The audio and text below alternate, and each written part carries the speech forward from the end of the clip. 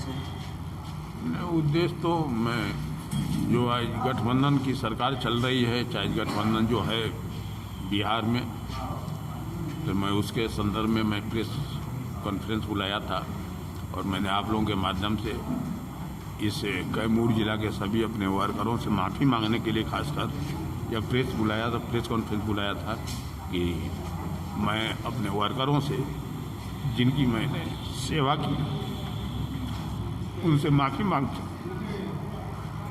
क्या ऐसी परिस्थिति आ गई जहां आप पूरा लीड करते थे जिले को, आज ऐसी परिस्थिति क्या आ गई? वो तो नेतृत्व समझे कि क्या परिस्थिति में यहाँ पर इस जिले में प्रतिनिधित्व नहीं मिला है, तो नेतृत्व को तो मुझे भरोसा था और नेतृत्व ने बोला भी था कि निश्चित तौर पर प्रतिनिधित्व मिलेगा। हमारे माननीय मुख्यमंत्री जी का जो वर्चुअल रैली हो रही थी उसमें भी हमारे संगठन महामंत्री माननीय रामचंद्र बाबू ने कहा था कि निश्चित तौर पर कैमूर के जिले जब मैं दौरा करता हूं विधानसभा वाइज तो वहां की शिकायत रहती कि प्रतिनिधित्व नहीं मिला है, तो निश्चित तौर पर मैं भरोसा दिलाता हूं उस रैली में माननीय मुख्यमंत्री जी के सामने कि निश्चित तौर पर इस बार कैमूर जिला में प्रतिनिधित्व मिलेगा।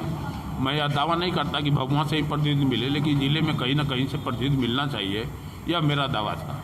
इसीलिए मैंने कहा कि प्रतिनिधित्व नहीं दिला पाया, इसलिए मैं अपने कार्यकर्ताओं से माफ़ी मांगता हूँ। अगला कदम आपका क्या?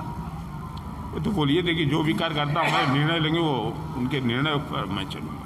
ये भी सुनने में आया कि भाजपा के जो भी कैंडिडेट हैं उनके विरोध हट जाएंगे। हाँ, निश्चित तौर पर अगर इस गठबंधन में इस तरह की अगर गठबंधन रहा कि यहाँ पर चारों एमएलए भाजपा के हैं, दोनों एमएलसी भाजपा के हैं, एमपी भाजपा के हैं, इस तरह का कौन सा गठबंधन मैं सोच नहीं सकता कि ज़िले में टोटल पद भाजपा का उसके बाद भी प्रतिनिधित्व न जनता दलियों को मिले, तो गठबंधन का औचित्य क्या है?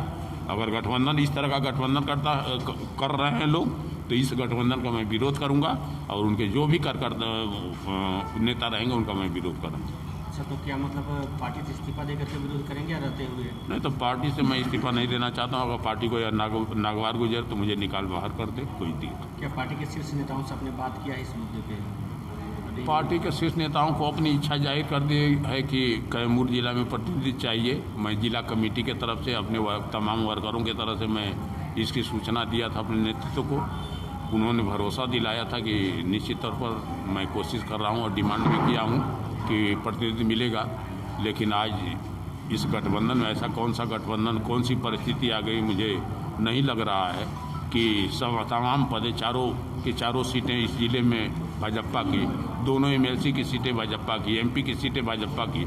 आपने देखा होगा कि उपचुनाव हुआ था, उसमें पार्टी ने जो भी निर्णय लिया मैंने ईमानदारी पूर्वक निभाने का काम किया। जहाँ तक हो सके मैं नहीं कह सकता कि मैं किसी को जिताने हराने का काम किया हूँ, लेकिन यह ज़रूर मैं कोशिश किया हूँ अपने कार्यकर्ताओं के साथ कि मैं पार्टी के तमाम निर्देशों का पालन करने का काम किया है।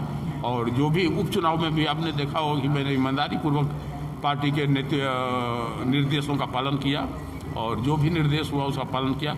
लेकिन अब बर्दाश्त से बाहर है यह निर्देश कि मैं किसी भी यहाँ पर मुझे कोई प्रतिनिधि नहीं मिले और मैं किसी भी दूसरे अपने गठबंधन के लोगों को साथ दूँ, यह हमसे बर्दाश्त नहीं होगा। हमारे कार्यकर्ताओं को बर्दाश्त नहीं।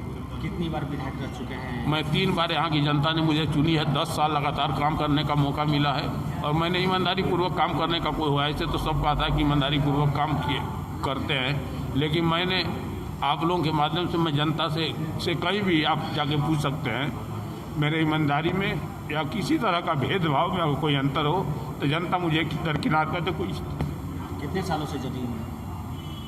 हम तो 2011 या 12 से मैं यहाँ पर जदयू में शामिल हुआ हूँ। 2010 में लोक जनशक्ति पार्टी से एमएलए हुआ था, उसके बाद जनता दल यू में शामिल हुआ, तब से मैं जनता दल यू का सिपाही हूँ, एक कार्यकर्ता रहा करता। आपके कार्यकर्ता में बचा हुआ है, सूचनाएं आ रही कि आपने विराट में नाजी रसीद कटाया है, तो क्या समझा जाए निर्दलीय लड़ने जा रहे हैं? अगर कार्यकर्ताओं की राय होगी, अब हम तो नहीं समझते कि नाजी रसीद कटा है या क्या हुआ है, लेकिन कार्यकर्ताओं का निर्णय होगा कि लड़ने का, तो मैं लड़ूंगा, निश्चित तौर पर लड़ूंगा।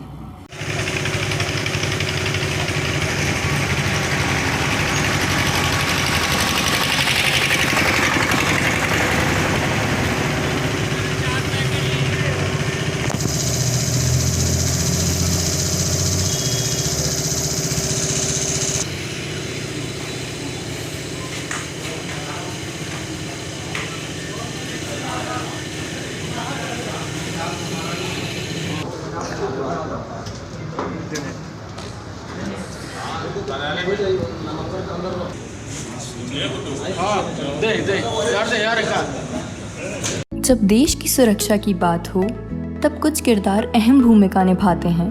बेजोड़ शटर्स और शटर लॉक्स, मजबूती की मिसाल कायम करने वाले स्टील पाइप्स, सर्वश्रेष्ठ गुणवत्ता से भरपूर शटर लैथ और अटूट इंटरनल लॉक्स। आइए इन्हें मिलाकर निर्माण करते हैं एक उज्जवल भारत का, क्योंकि बात भारत की मजबूत भविष्य की है।